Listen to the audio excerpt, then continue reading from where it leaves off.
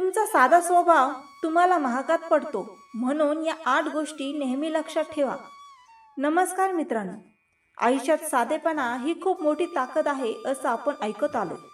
पण आजची कटू रियालिटी अशी आहे की हा साधेपणा अनेकदा तुमची ताकद नसून तुमची कमजोरी बनतो. कारण आजच्या जगात सरळ माणसाला लोक चांगला म्हणून नाही तर वापरण्यासाठी तयार म्हणून पाहतात. तुम्ही मनाने चांगले असता, लोकांना मदत करता, लोकांचं वाईट विचारत नाही, पण त्याच वेळी काही लोक तुमच्या या स्वभावाचा फायदा घेत असतात.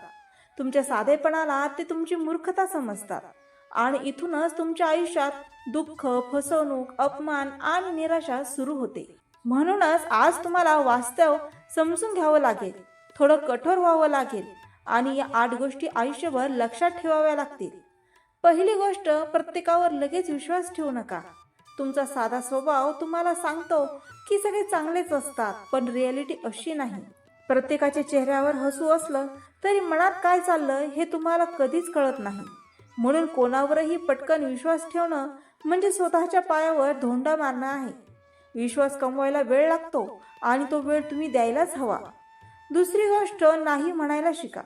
तुमच्यासारख्या साध्या लोकांचा सगळ्यात मोठा प्रॉब्लेम हाच असतो की ते कोणालाही नाही म्हणू शकत नाही. कोणी काही मागितलं की लगेच होकार देतात आणि मग स्वतःचं नुकसान करून बसतात. लक्षात ठेवा, प्रत्येकाला खुश ठेवणं तुमचं काम नाही. तुम्ही नाही म्हणालात तर काही लोक दूर जातील, पण जे खरे असतील तेच तुमच्या सोबत राहतील. तिसरी गोष्ट, सगळ्यांसमोर आपली कमजोरी उघड करू नका. तुम्हाला वाटतं की तुमचं दुःख सांगितलं तर लोक समजून घेतील, पण ट्रस्ट खूप वेगळी आहे. काही लोक तुमच्या दुःखावर हसतात, काही त्याचा फायदा घेतात. त्यामुळे प्रत्येकाला आपली स्टोरी सांगणं बंद करा. तुमचं मन हलकं करायचं असेल तर योग्य व्यक्ती निवडा. सगळ्यांवर विश्वास ठेवू नका. चौथी गोष्ट, लोक तुमच्यासाठी तेवढंच करतील जितकं त्यांना फायदा आहे. ही रियालिटी स्वीकारा.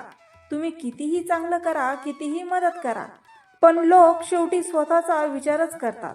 त्यामुळे अपेक्षा ठेवणं बंद करा. अपेक्षा जितक्या कमी तितकं दुःख कमी. पाचवी गोष्ट, स्वतःची किंमत ओळखा. तुमचा साधा स्वभाव तुम्हाला नम्र बनवतो, पण त्याच वेळी तुम्ही स्वतःची व्हॅल्यू कमी करतात. लोक तुम्हाला तेवढीच व्हॅल्यू देतील जितकी तुम्ही स्वतःला देता. जर तुम्ही स्वतःला कमी समजत असाल तर जगही तुम्हाला कमी समजेल. त्यामुळे स्वतःची किंमत वाढवा, स्वतःसाठी उभे राहा. सहावी गोष्ट, सगळ्यांना खुश ठेवण्याचा प्रयत्न करू नका. तुम्ही कितीही प्रयत्न केला तरी सगळे कधीच खुश होणार नाही. उलट तुम्ही स्वतःच थकून जाल.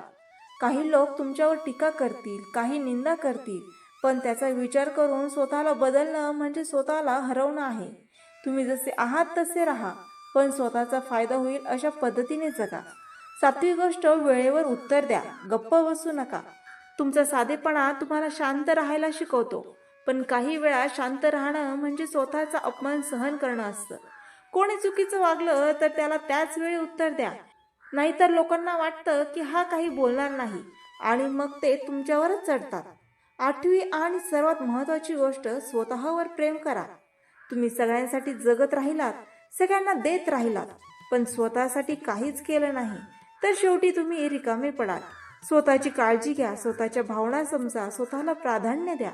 कारण शेवटी तुमच्यासोबत कोणी कायम राहणार असेल तर तो फक्त तुम्ही स्वतः आहात. एक छोटंसं उदाहरण बघा.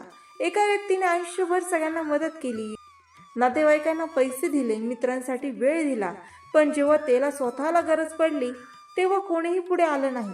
उलट लोकांनी त्याच्या चांगुलपणाचा फायदा घेतला. त्या दिवशी त्याला समजलं, साधं असणं चुकीचं नाही, पण स्वतःला विसरून साधं राहणं ही सर्वात मोठी चूक आहे. मित्रांनो, इमोशनल होणं स्वाभाविक आहे, पण ॲग्रेसिव्ह रियालिटी स्वीकारणं खूप गरजेचं आहे. कारण जग तुमच्या भावनांवर चालत नाही, ते तुमच्या निर्णयांवर चालतं. तुमचा साधा स्वभाव ठेवा, पण त्यात शहाणपण जोडा. लोकांसाठी चांगलं करा, पण स्वतःचं नुकसान होईल इतकं नाही. लक्षात ठेवा, चांगला माणूस बना, पण कोणाचा टार्गेट बनू नका.